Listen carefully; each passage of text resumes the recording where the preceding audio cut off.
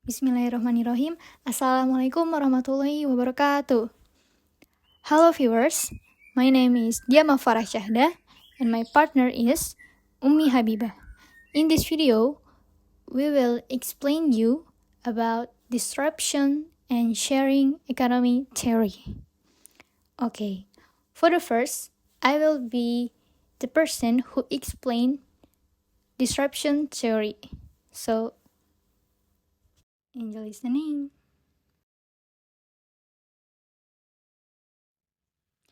Disruption theory is a concept first proposed by Clayton Christensen in 1997. He said this is innovation theory. This theory explains how a new product, service, or technology can shake up or change the market by replacing existing products or services, even those that are already established. Disruption often occurs when a new product or service appears with a lower price or simpler functionality, but with sufficient performance to meet consumer needs. But is it true that this theory was first discovered by Clayton as innovation theory? Hasn't anyone implemented this theory before? Okay, we are as a Muslim, we can see to our history. It turns out that this theory was applied by the Prophet Muhammad SAW in his time.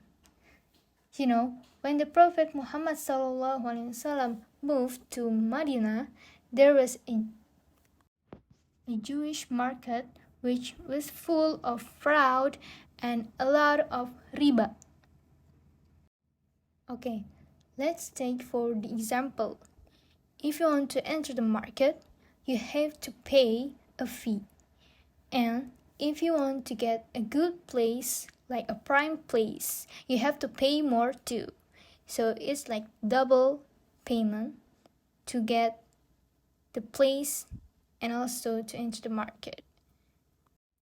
Then the Prophet Muhammad SAW found a place to build the Medina market which was free of fraud and riba, namely with the concept of easy to find the place, access, and no additional fees, such as no need to pay more if you want to get to a prime trading place. So if you want to get a prime place, you just need to come in the morning. You just need to come earlier. Then the types of disruption are. Now we explain about the types of disruption. Okay, this disruption theory by Clayton. Law and disruption, disruptive law and. Okay, this first type, law and disruption, occurs when new products or services emerge with a lower performance, generally at lower prices, targeting market segments that there are underserved or neglected by existing products or services. For example, Company A released a basic feature and affordable smartphone, capturing market share from more expensive well-known smartphone brands. And the next, disruptive new market. New market disruption happens when a new product or service enters a market that hasn't been touched before or is not served at all by existing products or services. For example, there's company Y develops new technology to produce efficient and environmentally friendly renewable energy, opening up a new market in the previously undeserved energy sector. For the next types of disruption is disruptive hybrid. Hybrid disruption occurs when a new product or service combines elements from two or more different business models to create unique added value. For example, there's company Z combines the concept of fast food provision with the business model of app-based food delivery, resulting in more efficient and convenient solution for consumers. Okay, if we move to another example that close to our life, let's take example from Bluebird Taxi and Gojek. Bluebird Taxi disrupted by Gojek because Gojek offers a service with a technology with a smartphone, so everyone who need vehicles as soon as possible, they only just book by their phone. It's more easy than we order a taxi Bluebird. And Gojek also offer a more cheap price than Bluebird taxi. The next example, like Curious. Curious disrupting bank because money goes to e-commerce. Then I may summarize to easy remember disruption theory.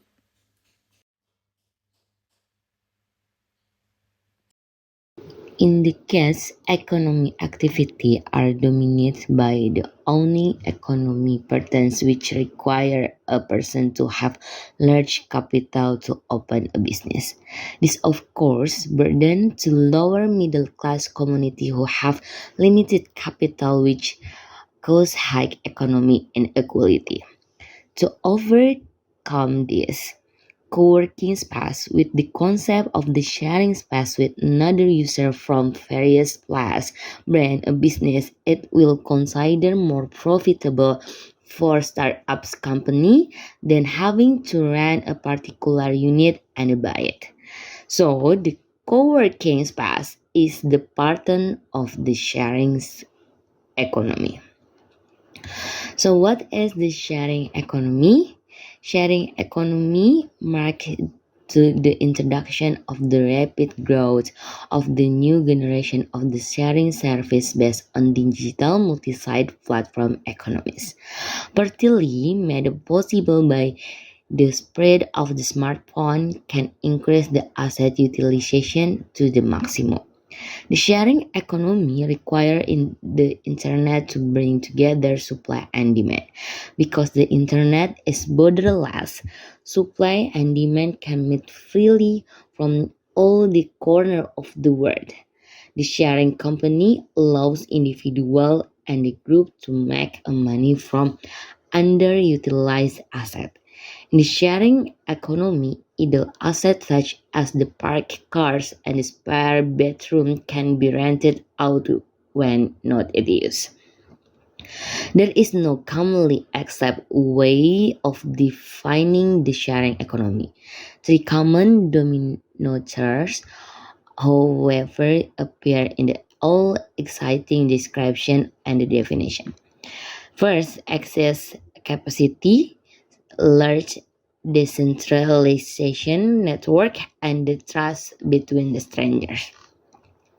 So, based on Mansky definition of the sharing economy argues that the people spare the time as well as their spare capacity in the asset and the space are in the effect being rendered detectable because of the digital networking and by virtue of the new transparency increasingly shareable. In the world, in other words, by making untapped resources available for consumption with only smart and not extra work, the company is made more efficient. So, what is the example sharing company in Indonesia? Sharing company has expanded into several business sectors. One example of the application sharing economy in terms of the sharing physical asset, which is done as Gojek, Grab, and Uber and each other, which bring together an owner of asset in the form of motorbikes or cars who want to use this asset more productively, with those who want to save more by only using them for a future. So in the conclusion is has sharing economy has advantage and disadvantage, and disadvantage of the sharing of economy as the technology based sharing economy model inevitable encounters regulatory obstacles. This happened in the all part of the country regarding tax and permits demos and the permits. So but the advantage is people admit to transaction via digital world, everything becomes easier, so the more cheaper. Okay, I think this enough for the sharing conclusion. Thank you from us. Wassalamualaikum warahmatullahi wabarakatuh.